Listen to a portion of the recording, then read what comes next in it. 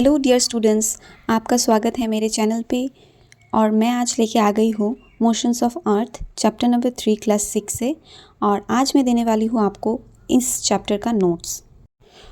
तो चलिए आइए शुरू करते हैं। Question number A, what is the angle of inclination of the earth's axis with its orbital plane.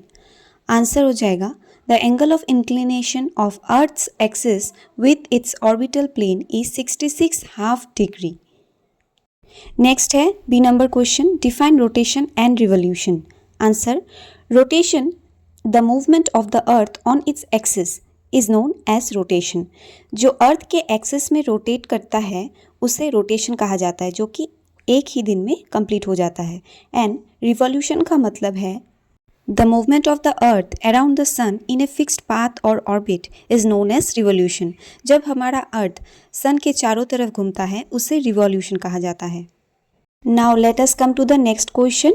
What is a leap year? In every 4 year, February has 29 days and the year ends with 366 days. It is known as a leap year. हर 4 साल में जब फरवरी के पास 28 दिन होते हैं और ये add करके 366 डेज में एंड होता है, उसे ही हम लीप ईयर कहते हैं।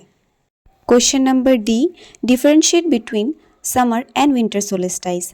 समर सोलिस्टाइस मतलब when the southern hemisphere experiences the winter season and it is summer in the northern hemisphere, the position of the earth on 21st June is called the summer solstice. Winter solstice, when the southern hemisphere experiences the summer season and it is winter in the northern hemisphere, the position of the earth on 22nd December is called the winter solstice. Now let us come to the next question. What is an equinox? An equinox is a day when the length of day and night are almost equal. It occurs on 21st March and 23rd September. इसका मतलब है जब पूरे साल में 2 ऐसे दिन होते हैं जब डे एंड नाइट इक्वल हो जाता है, उसे बोला जाता है इक्विनॉक्स। जैसे कि 21st मार्च और 23rd सितंबर को डे एंड नाइट इक्वल रहता है। Now next question, why does the southern hemisphere experience winter and summer solstice in different times than that of northern hemisphere? The earth is divided into hemispheres. The part of earth which faces the sun experiences the summer and the other part experiences winter. Therefore, the southern hemisphere experience winter and summer solstice.